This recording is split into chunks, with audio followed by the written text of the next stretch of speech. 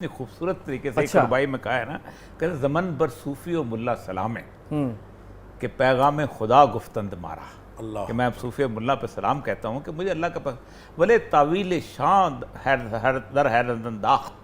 کہ ایسی تعویلیں کرتے ہیں کہ حیران رہ جاتے ہیں خدا و جبرائیل و مصطفیٰ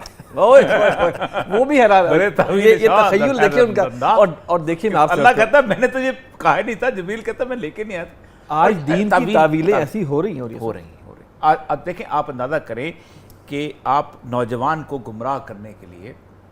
دین کا بڑا خوبصورت لبادہ پہنے ہوئے آپ کو بڑے جدید قسم کے فلاسفر ملیں گے اور وہ ان کے لیے آپ کے لیے کہیں گے جی کتنی آسانی پیدا کرتا ہے یہ دین اور پھر وہ اس کے پیچھے چلنے کے لیے بالکل ایگزیکٹلی یہی بات ہے یہ دھندل کا جی بالکل صحیح دھندل کا اچھا اس کو اگر آپ اجازت دیں تو میں واپس اس حدیث کی طرف لاؤں جو دھوکے والی حدیث اولیاء صاحب نے جس کی طرف نشاندہی کی کہ دیکھیں اس میں بھی نبی اکرم صلی اللہ علیہ وسلم فرماتے ہیں پھر یہ فتنہ واضح ہوتا ہے نبی اکرم صلی اللہ علیہ وسلم فرماتے ہیں کہ انہا ستاتی علی الناس سنون خداع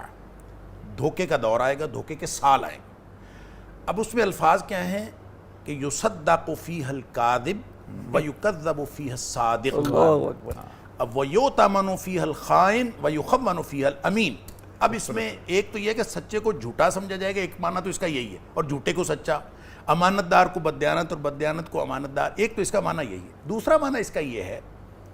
کہ یصدق فیہ الکاذب کاذب کی جھوٹے کی تصدیق کرنے والے بہت لوگ ہوں گے اللہ اکبر یعنی اس کی تصدیق کے لیے آپ کو ہر جگہ سے سرٹیفکیٹ مل جائیں گے جو جھوٹا ہوگا اس کی صداقت و امانت کے سرٹیفکیٹس ہر جگہ سے مل جائیں گے اور جو سچا ہوگا اس کی تکذیب کے سرٹیفکیٹ تو آپ کو مل جائیں گے اس کو جھوٹا کہنے والے تو آپ کو مل جائیں گے لیکن اس کو سچا کہنے والے لوگ نہیں ملیں گے یہ ہے فتنہ یہ ہے دھوکہ اور یہ سب جو سوشل میڈیا ہے نا اس میں کسی کو انہوں نے بچنے نہیں دیا کوئی بندہ صحیح بات بھی کر رہا ہونا اس کے خلاف بھی ایسی باتیں اٹھا دیتے ہیں نہیں خیر وہ دیکھیں یہ تو سیلاب ہے نا ایک سیلاب ہے نہیں اب تو جس کے منہ میں جو آتا ہے نا وہ مائک رکھتا ہے اور بول دیتا ہے فتنہ احلاس کے بارے میں جو حدیث ہے نا کہ سیلاب کی طرح کوئی گھر نہیں بچے گا ایسا کہ جس کے اندر یہ سیلاب اور یہ سیلاب ہے سیلاب جیسے نا کہ پانی کا سیلاب ہے سیلاب ہے آپ کے جیب میں فتنہ پڑا ہوا ہے آپ کے سامنے پڑا وہاں سے نکلیں گے یہاں سے نکلیں گے یہاں اور آپ روز جھوٹ سنتے ہیں آپ خود سوچیں کہ ایک بنیادی حدیث کہ کسی شخص کے جھوٹا ہونے کے لیے یہ کافی ہے ہائے ہائے ہائے کفا بالمرء کذبا سنیں سے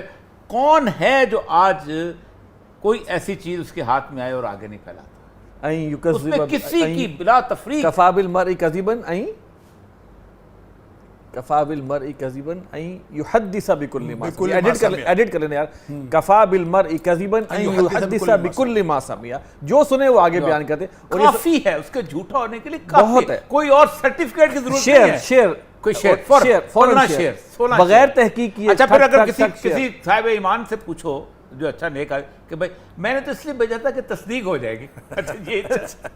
اور یہ سب وقفے کا کہا جا رہا ہے ناظرین ہماری گفتگو چل رہی ہے اور دل نہیں چاہتا کہ ہم وقفے پہ جائیں لیکن یہ انتظامیہ کی مجبوری ہے کہ کان میں جو لگا ہوا ہے حکم آ رہا ہے بار بار وقفے پہ جائیں تو گفتگو جاری رہے گی ہمارے ساتھ رہیے گا ملاقات ہوتی ہے وقفے کے بعد انشاءاللہ السلام علیکم ورحمۃ اللہ ویلکم بیک ناظرین اور یہ سب وقفے پہ جانے سے پہلے جو آپ صورتحال بتا رہے تھے جھوٹ اور سارا کچھ تو میرے ذہن میں وہ حدیث آ گئی اگرچہ وہ حدیث تو منافق کے بارے میں ہے آیت المنافق ثلاث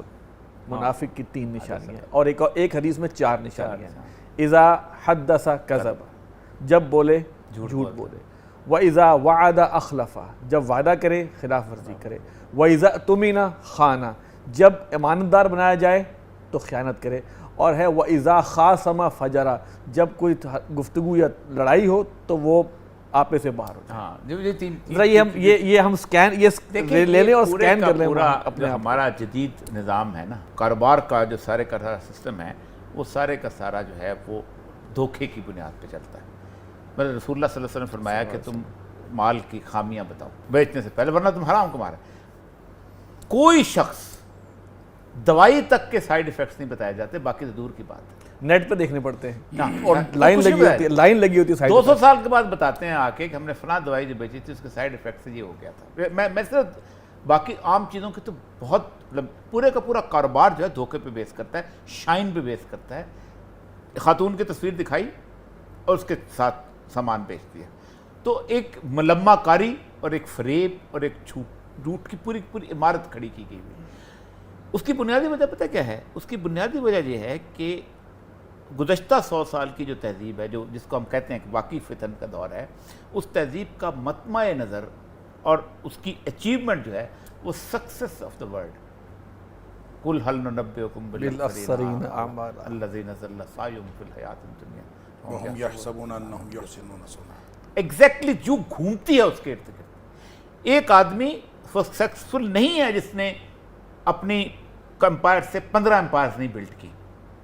ہاں اس امپائرز کی بنیاد پہ پوری دنیا کا خون چوس اور اس کو یہ نہیں پتا کہ حلال سے کر رہا ہے کہ حرام سے کر رہا ہے. ذخیرہ اندوزی سے لے کے ذخیرہ اندوزی is part of basic, it's not called holding.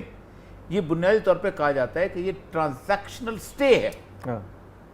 اس کو خوبصورت نام دیے گئے ہیں جس میں کہا گیا کہ اگر 40 دن تک کسی نے غلہ اگر رکھا تو اس میں ساری زندگی نمازیں پڑھتا رہے، روزے رکھتا رہے، حج کرتا رہے، زکوٰۃ دیتا ہے، خیرات دیتا ہے، اس کے قبول نہیں ہوں گے. ٹرانزیکشنل ہولڈنگ جو ہے اس لیے کہ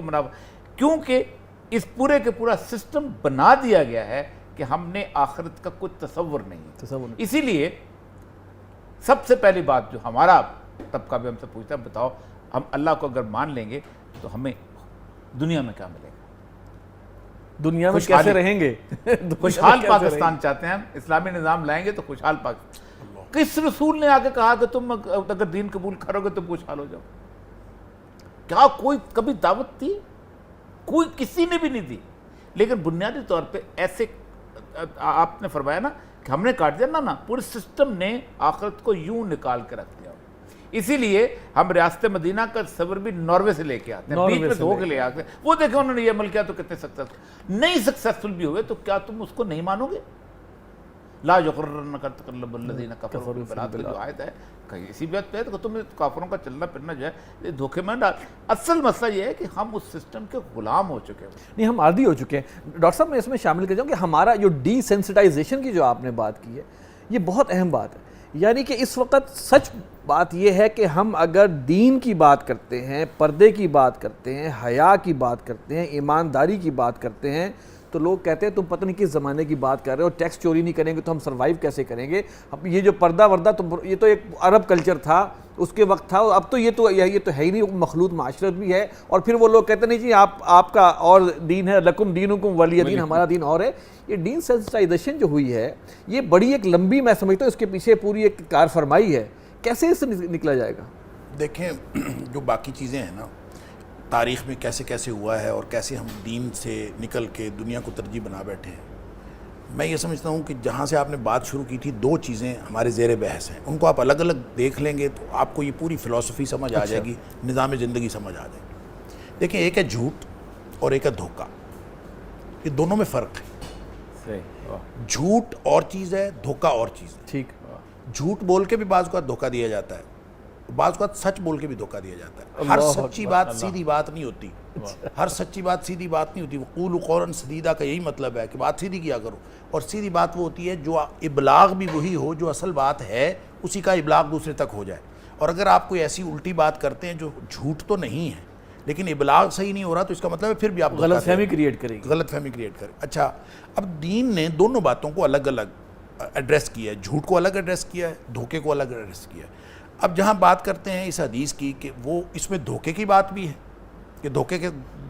دور ہوگا، دھوکے کے سال ہوں گے، اور اس میں پھر جھوٹ کی بات ہے خاص طور پر کہ سچ ختم ہو جائے گا اور جھوٹ کا بول بالا ہوگا